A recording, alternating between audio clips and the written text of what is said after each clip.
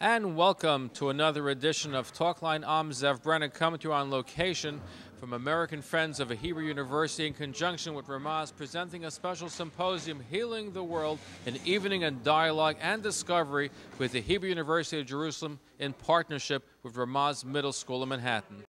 Professor Ronnie Friedman joins us, the Dean of the Robert H. Smith Faculty of Agriculture, Food and Environment. He's an expert in the field of immunology. Welcome, good to have you. Good evening, thank you for hosting us. So tell us about some of the important work that you're doing at Hebrew University. As an immunologist, I'm involved in animal welfare. Animal welfare today has become a very important issue in raising livestock for food consumption. And apparently we believe that beyond the fact that we eat the products of these animals, we have to make sure that while they're growing, that they enjoy the most comfortable conditions possible. So welfare is a very important issue in animal raising. Is there any research that you've done or your colleagues of how genetic foods have affected the animals?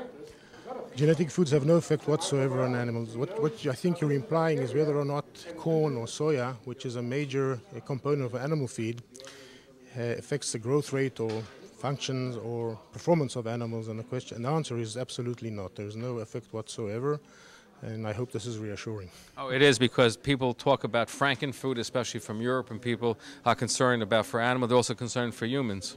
I understand this concern, and this concern is obviously something we think about and work about a lot. However, so far there's been no evidence whatsoever to indicate that a food that comes from a genetically modified source has any kind of influence towards disease and so forth. No problem whatsoever so far. Fascinating, because there's been resistance, I know, in the United States to the genetically modified foods. Does that problem exist in Israel, or Israel accepts more of the genetically modified foods? Israel is not different in the rest of the world in this sense. The fear is there in every single country you go to. You're the dean of the school, so I want to just focus on some of the faculty, some of the research, some of the work that's being done, the outstanding work done at your division. The faculty, which is part of the Hebrew University, is structured out of four main institutes: Institute of Plant Sciences and Genetics, Institute of Animal Sciences and Veterinary Medicine, Institute of Biochemistry, Food Sciences and Nutrition, and finally, but not least, with the longest name, the Institute of Environment and Natural Resources in Agriculture. This poster here at the back shows or demonstrates some of our chief scientists. And really, I don't think we have time here to go into what everyone does there and the importance of their studies, but having this appeared here, this poster showing President Peres and one of our younger scientists, Menachem Oshalion, overlooking a tomato plant, is something which is sort of indicates the type of research we're doing today. And what I mean is that we are aware of the fact that in the next 30 to 50 years, there's going to be a real problem of food shortage in the world. Consequent to that, we have a commitment to provide food, but at the same time do so under conditions where the environment is protected. So this young scientist shown here has developed a procedure, a protocol for evaluating single plants. And why is that so important? Given a single plant, you can study how much water it consumes and how much water it spends on making, in this case, a tomato.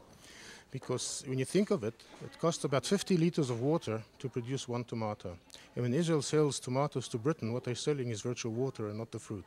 So as a country with no water, we should try and think of how to produce fruit at a higher rate and a higher crop yield with less water. So this is a kind of technology agriculture is moving towards today. On the lower part of the picture, there's another one of our professors, Yonah Chen, who's involved in water remediation.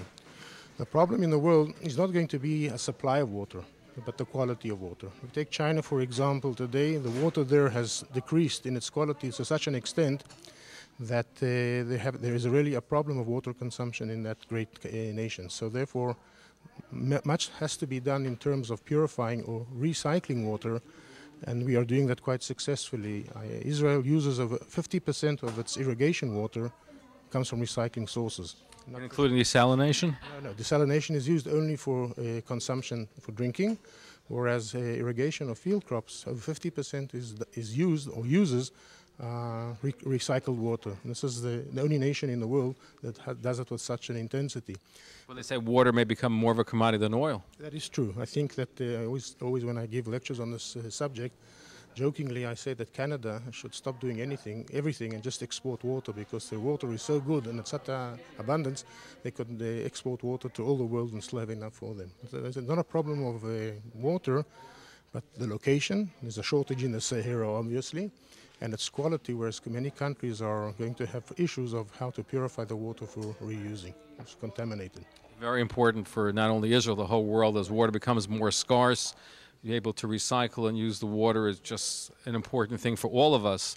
Right, and that's where we place ourselves on the map of events regarding regarding what happens in the future in terms of food production, and as I say again, producing food at a quantity that will be able to feed the exploding population, but at the same time to maintain our debt towards the environment.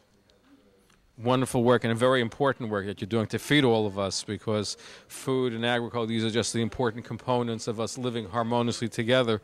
And as these become there are more shortages around the world, to use it properly and to recycle takes on even greater urgency. I agree. Yeah, many more examples of our faculty doing this type of work, and I could go into it and speak about them for hours. I'm very proud of them. Thank you for sharing this, the important work that you're doing.